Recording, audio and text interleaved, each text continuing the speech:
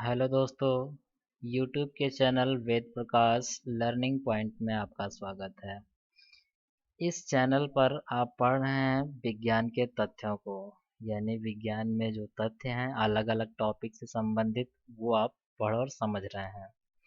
आज का हमारा जो टॉपिक है वो जल है। जल हमारे लिए कितना इम्पोर्टेंट है ये आप सभी लोग जानते हैं, तो इससे संबंधित कुछ तथ्यों को आज हम आपके साथ शेयर करने जा रहे हैं। पहला तथ्य है जल जीवन के लिए अति आवश्यक है। तो आप ये सब जान रहे हैं। इसका महत्व यदि आपको समझना हो तो एक दिन आप ऐसा कीजिए कि अपने छत के टैंक में क्या कीजिए, अपने छत के जो टैंक रखा हुआ है उसमें कुछ निश्चित मात्रा जल की भरें और ऐसा सुनिश्चित करें कि इससे ज़्यादा जल आपको इसमें नहीं भरना है। अब क्या होगा कि जो आपका उपयोग करने योग्य जल है वो एक निश्चित मात्रा में हो गया कि हमें इतना ही जल उपयोग करना है। लेकिन जब जल आप उपयोग करते जाते हैं और वो टैंक धीरे धीरे खाली हो जाता है, क्या होता है, खाली हो जाता है। फिर आपको लगता है नहीं इतना जल नहीं, हमें और जल की ज़रूरत पड़ती है, और जल की ज़रूरत है। तो आप क्या करेंगे, उसमें और जल डालेंगे। लेकिन हम आपको बता दें कि पृथ्वी पर जो उपयोग करने योग्य जल है वो बहुत कम मात्रा में है। क्या है, बहुत कम मात्रा में। जबकि इस पूरी पृथ्वी की जो 2/3 भाग है वो जल से ढका हुआ है, या कहते हैं पृथ्वी की 2/3 भाग पर जल है। फिर भी जो उपयोग हेतु जल है वो बहुत कम मात्रा में है और जीवन के लिए बहुत आवश्यक भी है। तो इसको हमें जितना हो, जितना ज़रूरत हो उतना ही उपयोग में लाना चाहिए। दूसरा पॉइंट है जो हमें जल कहाँ कहाँ से प्राप्त होता है। हमें जल नदियों, झरनों, तालाबों, कुओं तथा हैंडपंप से प्राप्त होता है, ये सभी जानते हैं। लेकिन कुछ लोग कहेंगे कि हमें जल जो है वो नल की टोटियों से प्राप्त होता है। लेकिन सोचिए कि टोटी में आपके जल कहाँ से आता है, वो भी किसी तरह से झरनों, तालाबों, कुओं से होकर ही आपके छत के टैंक में पहुंचता है। फिर क्या है, वो टोटी से आपके पास तक पहुंचता है। तो ये जल प्राप्त करने के कुछ स्रोत हैं। अब क्या है कि पर्याप्त ऊंचाई पर यानी पृथ्वी की धरातल से ऊंचाई पर, पृथ्वी की धरातल यानी भूमि से जैसे जैसे आप ऊपर जाते हैं, हवा में उपस्थित जो जलवाष्प है वो संघनित होकर छोटी छोटी जल की बूंदों में बदल जाता है, जिन्हें जल कणिका कहते हैं। यही जल कणिकाएं वायु में तैरती हुई हमें बादल के रूप में दिखाई देती हैं। पहले तो आप समझिए कि जलवाष्प क्या है।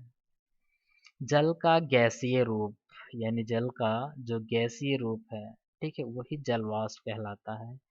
ये हम जब जल को गर्म करते हैं तब जल जलवाष्प के रूप में बदल जाता है।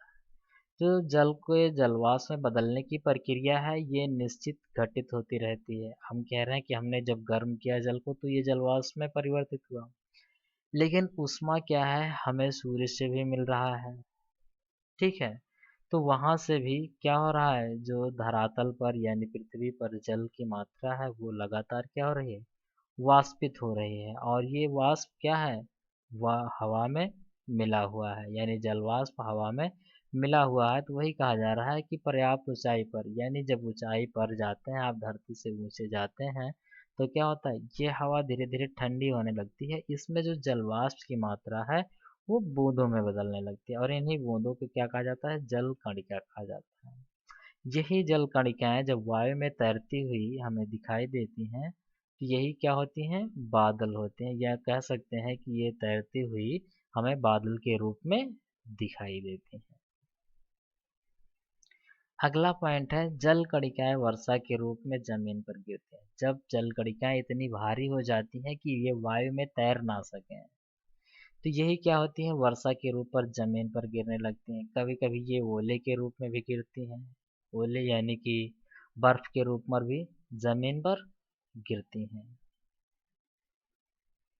वायु में वाष्पन एवं वाष्पोत्सर्जन से जल वाष्प मिलती है। अब वायु में जल वाष्प, ये जो जल वाष्प है वायु में मिलती कैसे, ये वाष्पन यानी जल के जो धरातल पर जल है उसके वाष्पन से यानी वाष्पित होने से, एवं वाष्पोत्सर्जन, ये सब समझना है कि वाष्पोत्सर्जन और वाष्पन, वाष्पन यानी जल का सीधे वाष्प में बदलने की जो प्रक्रिया होती है तापमान बढ़ने से, वाष्पन कहलाता है। लेकिन वाष्पोत्सर्जन क्या है? वाष्पोत्सर्जन समझिए कि पौधे क्या करते हैं, जमीन से कुछ जल को खींचते हैं, क्या करते हैं, खींचते हैं, और उस जल का उपयोग अपने भोजन बनाने तथा वृद्धि में करते हैं। लेकिन कुछ कुछ जल जो पृथ्वी से वो ग्रहण किए रहते हैं, खींचे रहते हैं, उसको क्या कर देते हैं, वायुमंडल में छोड़ देते हैं। ठीक है, और वो एक जलवाष्प के रूप में होता है। इसी प्रक्रिया को क्या कहा जाता है, वाष्पोत्सर्जन कहा जाता है। तो वायु में जो जलवाष्प की मात्रा होती है वो वाष्पन और वाष्पोत्सर्जन से ही मिलती रहती है। अगला है वर्षा नदियों, झीलों, तालाबों, कुओं तथा मिट्टी में जल की पुनः आपूर्ति करता रहता है।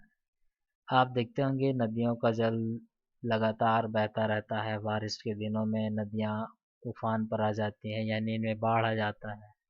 झीलों में भी क्या होता है, पानी होते हैं, जल ज़्यादा मात्रा में होता है, तालाब में भी जल होता है, कुओं में भी होता है। लेकिन क्या है कि ये धीरे धीरे कम होता रहता है, वाष्पन के कारण धीरे धीरे कम होता रहता है। कभी कभी आप देखते होंगे कि जो तालाब हैं, कुएं हैं, ये सूख जाते हैं। तो इनकी जो पूर्ति होती है यानी पुनः इसमें जल कहाँ से आता है, वो वर्षा के द्वारा आता है। कहाँ से आता है, वर्षा के द्वारा। महासागरों तथा जलीय भागों के बीच जल के चक्रण को जल चक्र कहते हैं। अब महासागर और जलीय भाग, महासागर तो आप समझ रहे हैं, समुद्र महासागर, तथा जलीय भाग जैसे नदी, झील, तालाब, कुआं, ठीक है, ये जलीय भाग है। अब इनके बीच जो जल का चक्रण है यानी महासागरों से जल का वाष्पन होना, उनका संघनन होना, वर्षा होना, वर्षा के द्वारा नदियों, झीलों, तालाबों में जाना, और नदियों के माध्यम से पुनः महासागरों में जल का मिल जाना। ठीक है, ये जल का क्या है, चक्रण है, जिसको जल चक्र कहा जाता है।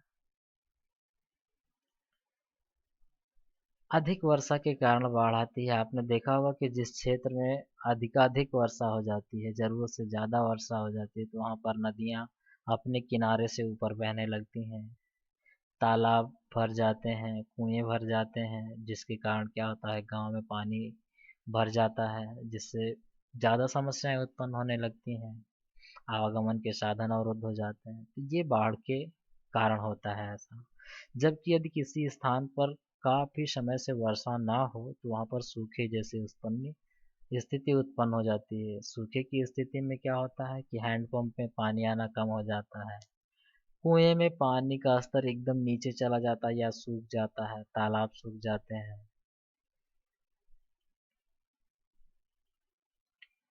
पृथ्वी पर उपयोग करने योग्य जल की बहुत कम मात्रा है। अब दो तिहाई भाग तो पूरे पृथ्वी पर जल ही जल है, लेकिन जो इसका उपयोग करने योग्य भाग है वो बहुत कम है। उपयोग करने का मतलब जिसे हम पी सकें, ठीक है, कपड़े धो सकें, यानी अपने दैनिक जीवन में उपयोग कर सकें, ऐसा जल बहुत कम मात्रा में, क्योंकि अधिकांश जल का जो भाग है वो समुद्रों में है, और समुद्रों में जो जल है वो खारा जल है।